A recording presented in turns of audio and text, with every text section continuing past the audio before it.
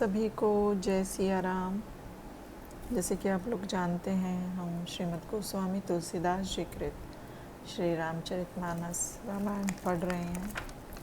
पिछले वीडियो में हमने पढ़ा था, वहाँ महादेव के दो गण भी थे जो इस भेद को जानते थे। वे ब्राह्मण का वेश धरे सब देखते फिरते थे क्योंकि वे बड़े खिलाड़ी थे। अब इस वीडियो में हम इससे आगे पढ़ रहे हैं।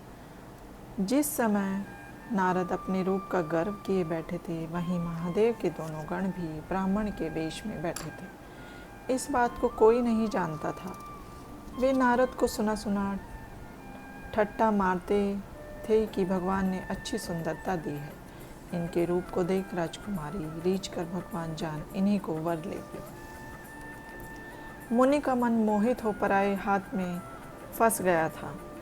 इससे महादेव की गण ठट्ठे मार मार हंसते थे। यद्यपि इनकी अटपटी बातों को नारद जी सुनते थे, पर उनकी बुद्धि चक्कर में पड़ गई थी कि समझ में कुछ नहीं आता था। यह विशेष चरित्र किसी ने ना देखा, परंतु राजकुमारी उस रूप को लख गई। बंदर का सा मुख और भयंकर देह देख हृदय में बड़ा क्रोध हुआ। तब राजकुमारी सखियों को संग ले हंसनी की चाल से कर कमलों में जयमाला लिए हुए सब राजाओं को देखती फिरती थी। जिधर नारद मन में फूले बैठे थे, उधर उसने भूल कर भी दृष्टि न की। मुनि अधीर हो बार बार उचकते थे। यह दशा देख शिव के गण मुस्कुराते थे। राजा का रूप रख हरि भी वहाँ गए। राजकुमारी ने उनके गले में जयमाला डाल दी। जब दुल्हन को रमानाथ ले गए, तब जब सब राजा निराश हो गए। मोह में फंसे मुनि की बुद्धि नष्ट हो गई थी, जैसे गांठ से खुलकर कोई रत्न गिर पड़ा हो। तब रुद्रगण हंसकर बोले कि जाकर दर्पण में अपना मुख देखो। यह कह डर के मारे दोनों भाग गए। नारद ने जल में अपना मुख देखा। वेश को देख नारद का क्रोध अपार हो गया और उन्हें शाप दिया, कपटी पापियों, तुम दोनों जाकर राक्षस बनो। जो तुमने हमारी हंसी की है उसका फल लो, फिर किसी मुनि की हंसी न करना। फिर जल देखा तो पहले का स्वरूप देखा, तो भी हृदय में संतोष न हुआ। क्रोध के मारे होठ फड़कने लगे और शीघ्र ही भगवान के पास चले। मन में सोचते थे कि या तो जाकर शाप दूंगा या प्राण दे दूंगा। मेरी जगत में हंसी कराई है। प्रभु मार्ग में मिल गए। उनके संग में लक्ष्मी और वही राजकुमारी थी। भगवान मधुर वचन बोले, हे मुनि, घबराए हुए से कहाँ जाते हो। यह बात सुनते ही नारद जी को बड़ा क्रोध हुआ और मायावश मन का ज्ञान जाता रहा। वे बोले कि तुम पराये वैभव को नहीं देख सकते, तुम्हारे ईर्ष्या और कपट अधिक हैं। समुद्र मथने के समय शिव को बावला कर देवताओं को प्रेरित कर विष पिलाया। राक्षसों को मद और शंकर को विषपान करा के आपने लक्ष्मी और कौस्तुभ मणि ले ली। आप सदा के स्वार्थी और कुटिल हो। आपका व्यवहार भी कपटमय है। आप स्वाधीन हो, सिर पर तो कोई है नहीं। जो अच्छा लगता है वही करते हो। भले को बुरा और बुरे को भला कर देते हो। हृदय में हर्ष शोक नहीं करते हो। धोखा दे देकर परखते हो। बड़े निडर हो, इसी से चित्त प्रसन्न रहता है। भले बुरे कर्म भी तुमको नहीं सताते। अब तक किसी ने तुमको सीधा नहीं किया था। अब अच्छे घर बायना भेजा है, अब तो किए का फल पाना ही पड़ेगा। जो देह धारण कर आपने मुझे ठगा है, वह देह तुम धारण करो, यह मेरा शाप है। तुमने मेरी सूरत बंदर किसी कर दी थी, सो बंदर ही तुम्हारी सहायता करेंगे। तुमने मेरे संग में बड़ी बुराई की है। तुम भी स्त्री के विरह में दुखी हो फिरोगे। नारद का शाप सिर पर ओट मन में प्रसन्न हो कृपा निधान। भगवान ने अनेक प्रकार से विनती की और अपनी माया की प्रबलता खींच ली। जब हरि ने माया दूर की, तब वहाँ न लक्ष्मी ही रही और न राजकुमारी ही। तब नारद ने भयभीत हो प्रभु के चरण पकड़ कहा, हे प्रभु, रक्षा करो। हे नाथ, मेरा शाप झूठा हो जाए। तब हरि बोले कि सब मेरी ही इच्छा से हुआ है। मुनि ने कहा, हे प्रभु, मैंने आपको गालियाँ दी हैं, मेरे पाप कैसे मिटेंगे। हरि बोले, हे मुनि, तुम जाकर शंकर से 100 नाम जपो, हृदय में शांति हो जाएगी। शिव के समान मुझे कोई प्रिय नहीं, इस विश्वास को मत छोड़ो। जिस पर शंकर कृपा नहीं करते, वह हमारी भक्ति कैसे पा सकते हैं। यह बात हृदय में धर तुम पृथ्वी पर विचरा अब माया तुम्हारे पास न फटकेगी। तब नारद जी को बहुत प्रकार से समझा बुझाकर भगवान अंतर्ध्यान हो गए और नारद जी राम जी के गुणों को गाते हुए सत्यलोक को चले गए। शिव के गणों ने रास्ते में नारद मुनि को जाते देखा। इस समय नारद के मन में मोह दूर होकर प्रसन्नता थी। वे डरते हुए नारद के पास आ दीन हो बोले, हे मुनीश, हम शिव के गण हैं, ब्राह्मण नहीं। जो अपराध किया था उसका फल मिल गया। हे कृपालु, अब शाप का अनुग्रह करो। तब नारद बोले, तुम दोनों राक्षस हो जाओ, तुम्हारा वैभव और बल बहुत होगा। जब सब पृथ्वी को अपने भुजबल से जीत लोगे तब विष्णु मनुष्य देह धारण करेंगे। प्रभु के हाथ से युद्ध में तुम्हारी मृत्यु होगी और संसार से मुक्ति पाकर छूट जाओगे। ये दोनों मुनि चरणों में शिर नवा चल दिए और समय पार राक्षस हो गए। एक कल्प में इसी कारण से भगवान ने मनुष्य देह धारण की और देवताओं को आनंद तथा सज्जनों को सुख दे पृथ्वी का भार दूर किया। इसी तरह भगवान के अनेक सुंदर सुखदायक जन्म और कर्म हैं।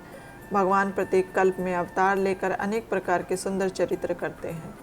तब की कथा मुनियों ने अनेक प्रकार की रचना रचकर गाई है। इन्हीं कथाओं में बड़े विचित्र प्रसंग हैं जिन्हें सुनकर बुद्धिमान आश्चर्य नहीं करते। अनंत भगवान के अनंत चरित्रों को वेद और संत जन कहते हैं। श्री रघुनाथ जी के मनोहर चरित्र करोड़ों कल्प में भी नहीं गाए जा सकते। हे गिरिजे, यह प्रसंग मैंने इसलिए कहा है कि हरि माया ज्ञानी मुनियों को भी मोह लेती है। कौतुकी, प्रभु शरणागत रक्षक, सब दुखों के नाशक है। ऐसा कोई देवता, मनुष्य या मुनि नहीं है जिसे माया ने ना मोहा हो।